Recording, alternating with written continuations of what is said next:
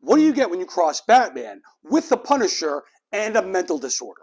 Today on To Be Continued With, we're going to cover one of the wildest Marvel characters that's about to premiere with his own Disney Plus show in March. Now, before we get into it, please subscribe to the channel, hit the bell for notifications, and share the channel so we can grow. I'm Mike, this is To Be Continued With, and now, let's cue up that intro.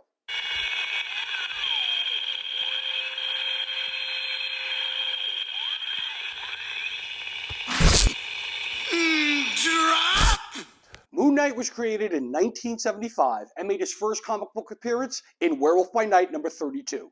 Mark Spector is the son of a rabbi who became a mercenary after years of being a Marine and a CIA operative. While being on a mission in the desert, Mark is attacked and left for dead. He was able to make his way to a recently discovered tomb that was for the Egyptian moon god, Khonshu.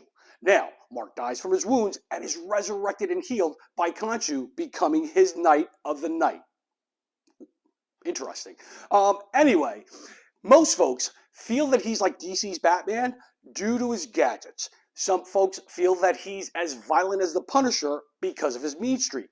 But I will say this, Moon Knight is a very complicated character. Moon Knight is diagnosed with dissociative identity disorder.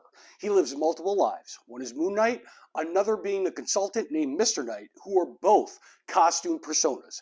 He also goes by Jake Lockley and Stephen Grant. The trailer starts off with our lead character, who's played by Oscar Isaac, in bed, chained up, playing with a Rubik's Cube. The narration is saying that he's suffering from a sleep disorder where he can't tell what's real and what's a dream. Now, the voice in the narration has a bit of an accent, which could mean it's one of the personalities that I did mention before. We then cut to our main character making his way into a museum that is having an exhibit on ancient Egypt. Now, we end up seeing one of the employees calling him Stevie and saying that he's bloody useless. From there, we catch some scenes where Mark is viewing the Moon Knight persona in the reflection of some mirrors. The next scene shows that Mark is being chased by what seems to be the spirit of Khonshu, only for it to be a little old lady. Next, we move over to see Mark as he sees his reflection one more time in a mirror, but he walks away and the reflection stays and sees him walk away. In the background, a phone is ringing, and we then see Mark grabbing a set of keys and an old school flip phone. He answers it, and he hears a woman sound surprised, and then she asks, "What's wrong with you, Mark?" He goes on to ask her, "Why did you call me Mark?" And we then cut to who I think is going to be the villain of this series. Ethan Hawke is playing Arthur Harrows, who in the comics doesn't really have any special powers or abilities other than being a brilliant scientist. But in this series, he seems to be a bit more. He comes off like a cult leader, or maybe someone who's possessed by another Egyptian god who himself might act as Moon Knight's opposite. He tells Mark that there's chaos within him, and Mark seems to be going crazy or having some sort of mental breakdown. We cut to Mark. He's driving a truck with a gun in hand, looking a bit confused because he has no idea what's going on. Now he drops the gun, he looks back, and he sees someone fall out of the truck, while he also sees that he's being chased by two other vehicles. From there, we cut over to Egypt. We see that Mark is in a room within a pyramid. Then to another scene where he's being chased by something.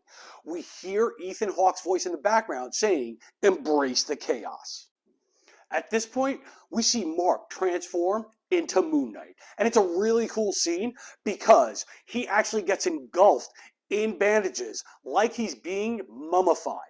The next scene is something that I was really excited about as well, because we see Moon Knight beating up on someone, and that someone kind of looks like a werewolf, which is a great nod to his first appearance in the comic books, which I mentioned was Werewolf by Night. It seems like this movie is going into the supernatural. From there, we get a full-blown image of the Moon Knight character as he turns towards the camera, walks straight towards it, and then it fades into the title show logo. This show is set to premiere on March 30th, and the final shot is Moon Knight jumping from one rooftop to another as it blends into the Disney Plus logo. This series looks like it's going to touch on the darker aspects of the MCU.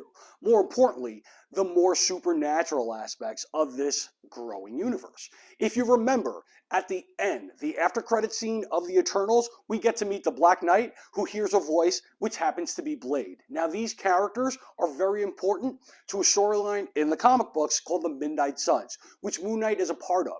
This series and this type of corner in the MCU will be exploring the more supernatural aspects of the MCU. With that being said, like always, this isn't the end. This is simply to be continued with. I'm Mike, and again, subscribe to the channel, hit the bell for notifications, and remember to tell a friend, to tell a friend, to tell a friend. We want to grow, and we want to grow with you. Take care, and we'll see you soon.